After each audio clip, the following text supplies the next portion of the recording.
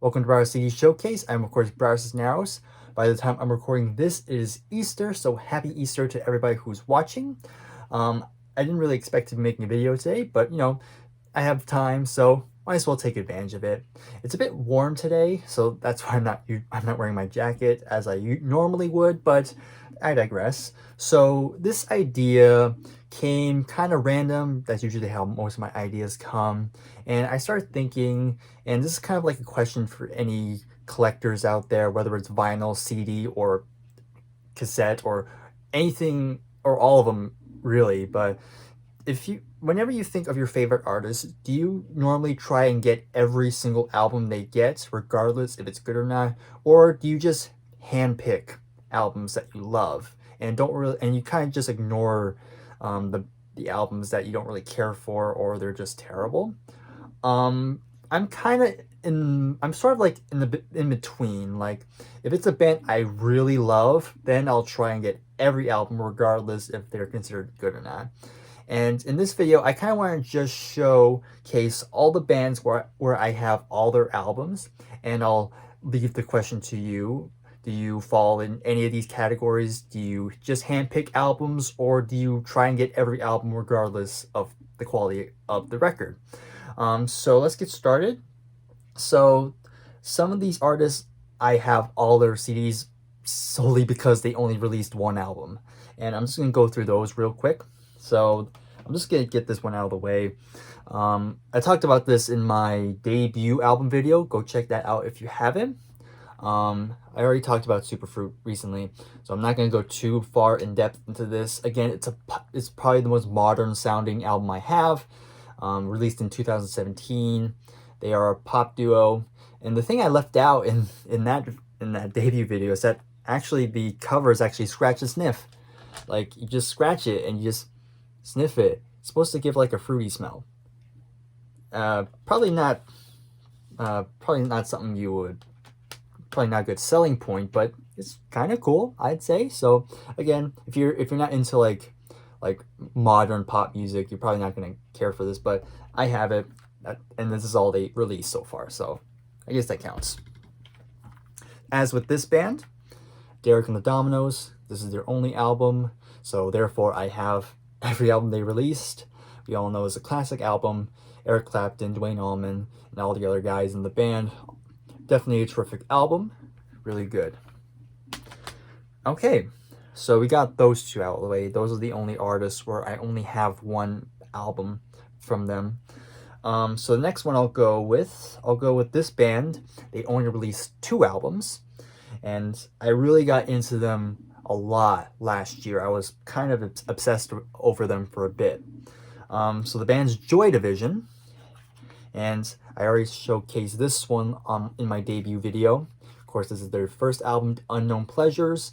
Very good. Absolutely love this album. If you love post-punk, this is the go-to. This is like the gold standard of post-punk, I'd say. So again, love it. Iconic album cover as well. So definitely worth the listen if you're into that. And we have their second album, Closer. Of course, we all know the reason why they only released 2 albums, all because their lead singer, Ian Curtis, committed suicide on the eve of their North American tour. So very sad. And this was released not long after he passed away. So this was kind of a posthumous album in a sense. Definitely, they got a bit more experimental in terms of production. Well, Martin Hammond, the producer, got really experimental with this album.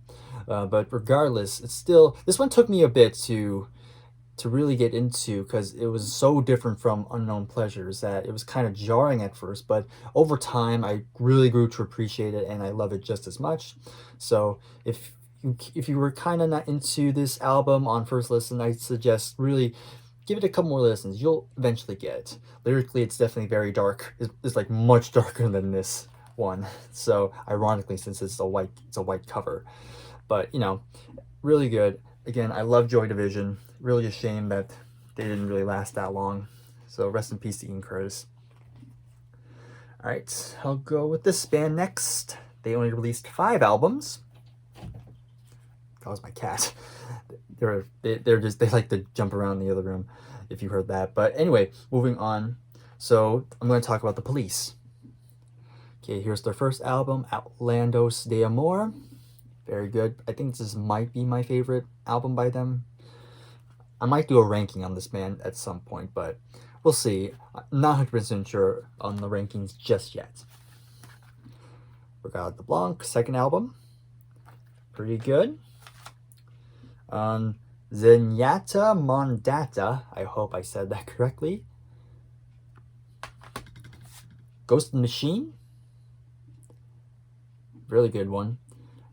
Probably has my favorite song by them, Every Little Thing. Every little thing she does is magic. That's probably my favorite Police song, if I'm going to be honest. And then finally, their final album, Synchronicity. Most people say this is probably their best album. I really do like it. I think this was definitely a good one to go out on, I'd say. It does have Mother, which is just so bizarre. But regardless, yeah. The Police catalog, very strong. I don't think there's really no bad album in their discography, which is kind of the benefit of only releasing very few albums, that there's really not a whole lot. They didn't really have a chance to get bad, if that made any sense. But yeah, only 5 albums, really good, very strong catalog. Okay, I talked about this catalog already, not too long ago actually. So I'm not going to go too in depth into this. So of course, we all know Creedence Clearwater Revival. I already did a ranking video on that, so if you have not checked that out, please go ahead and give it a watch. It's gradually getting more views, so thank you for watching that one. Very good. So I had a lot of fun making that one, by the way.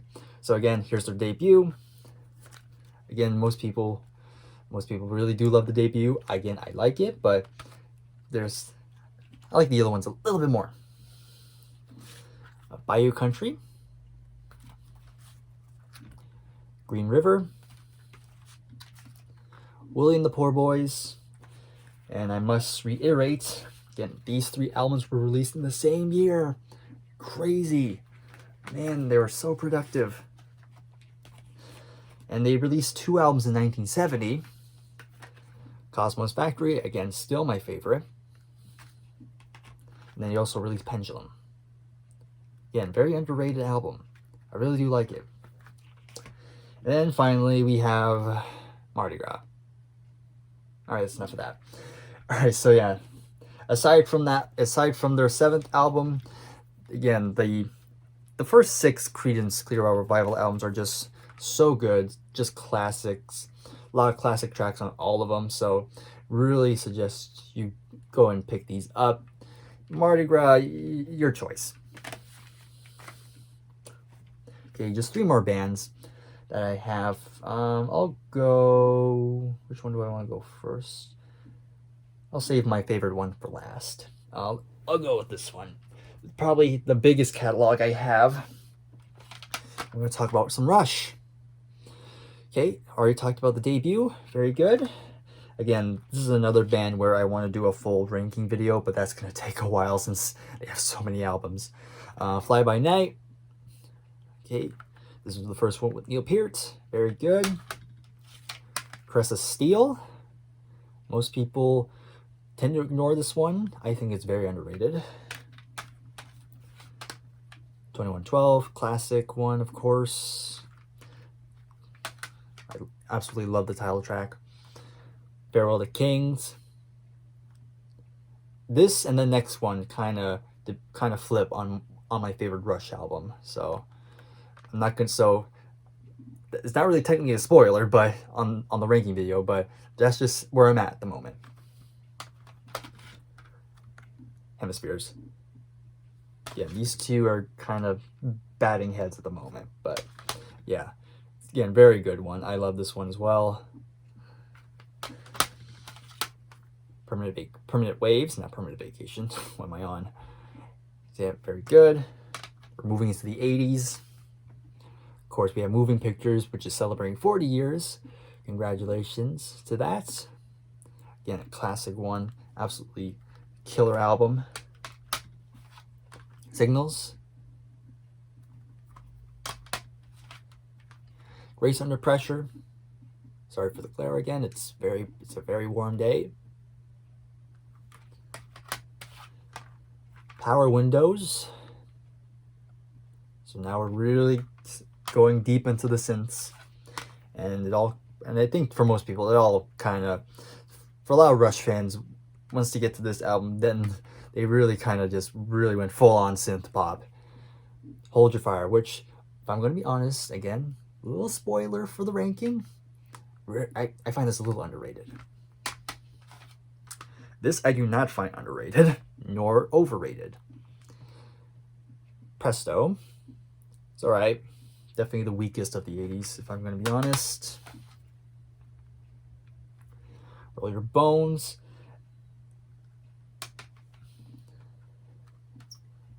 Counterparts, I'm not sure if I just got the order right. On the 90s, I'm not as familiar, so that's kind of why that Rush ranking video is going to take a while, because I'm not as familiar with the 90s onward, so I'm going to need more time to listen to those. But in the comments below, which one came first, this one or this one? Moving on. As for Echo, I did listen to this one recently. Pretty good. Favorite Trails, this is the remix version.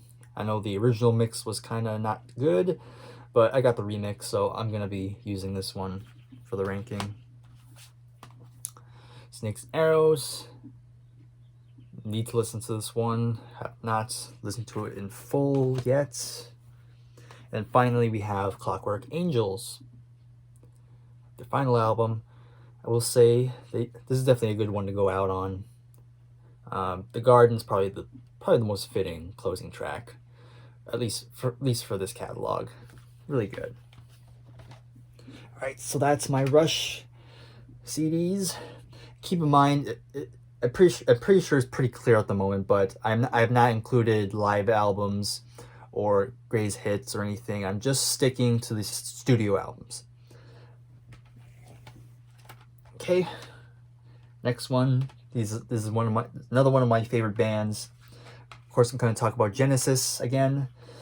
Again, I already did a ranking video on these, so go check those out if you want my full depth thoughts on these albums. I'll just make it quick. Debut. It's of its time. It's all right. Trespass. That's when they really became the Genesis we know and love.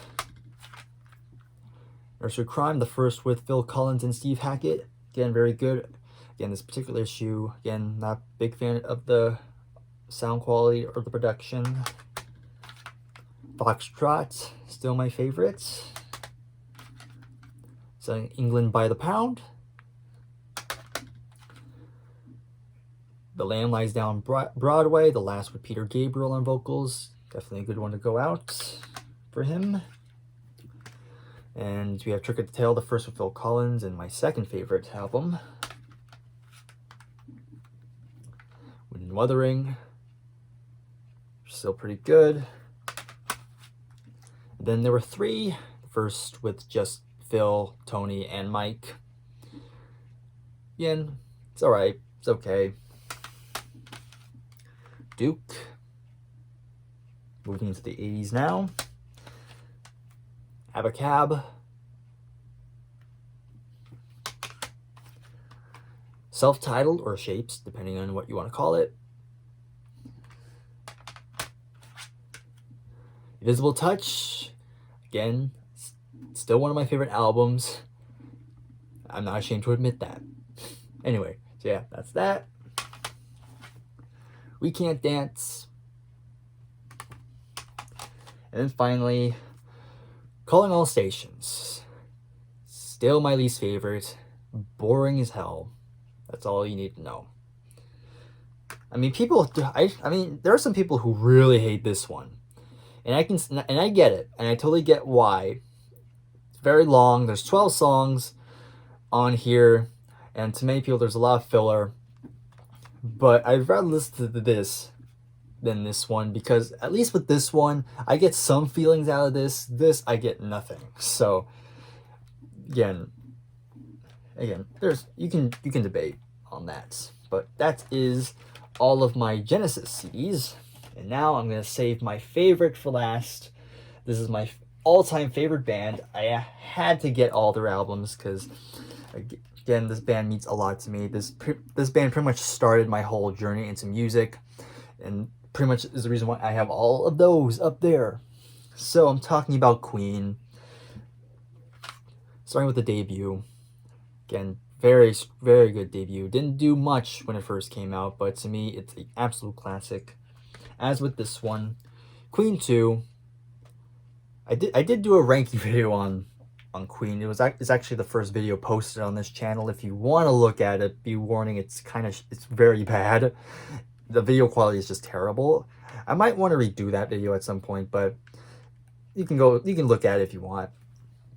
But yeah, Queen 2, love this one. Definitely my top 3. Sheer Heart Attack,